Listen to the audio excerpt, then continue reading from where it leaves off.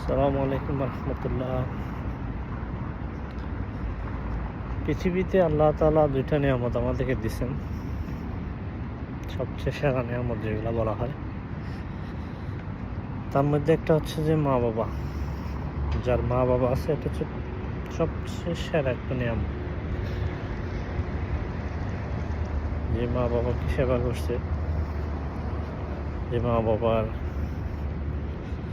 হক আদায় করতে পারছে, যে মা বাবার জন্য তার নিজের জীবন উৎসর্গ করতে পারছে, তার জন্য জান্নাত সন্নিকটে, মানে জান্নাত একদম অবধারিত। আরেকটা হচ্ছে নিঃসন্তান, নিজের সন্তান হচ্ছে আরেকটা নিয়ামত। এই দুইটা নিয়ামত আল্লাহ আমাদেরকে দিছে মায়া মমতা। নিজের সন্তানকে দেখলে মানুষ তার অতীতের ছোটবেলার কথা তখন তার মনে পড়ে যায়, তার মা বাবা তার জন্য কী করছে, তার থেকে কিছু শিক্ষা নিতে হয়। আপনারা হয়তো দেখবেন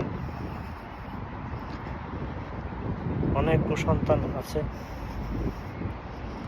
কিন্তু কখনো মাতা বা পিতা হয় না। সন্তান আসলে দুনিয়ার সবচেয়ে সেরা একটা নিয়ামত। মা বাবা হচ্ছে নিজের সন্তানের মতো। যখন আপনি ছোট থাকবেন তখন আপনার মা বাবা আপনাকে খেয়ে না খেয়ে অনেক কষ্ট করে লালন করছে। কোনো মা বাবাই তার নিজের সন্তানকে অসন্তুষ্টি বা অসুখী রাখতে চায় না, তার নিজের সামর্থ্য অনুযায়ী যা করার চেষ্টা করে থাকে। আপনি যখন বাবা হবেন তখন আপনি নিজে বুঝবেন। এর আগে কখন আসলে এটা উপলব্ধি করার বিষয় না যে যতক্ষণ পর্যন্ত নিজে মা বাবা হবে না ততক্ষণ পর্যন্ত সন্তান কী জিনিস, আপনি ছোটোবেলায় আপনার মা বাবা আপনার জন্য কী করছে সেটা আপনি বুঝতে পারবেন। সময় থাকতে নিজের মা বাবাকে সময় দিন, তাদের হক আদায় করুন, তাদেরকে ভালোবাসুন।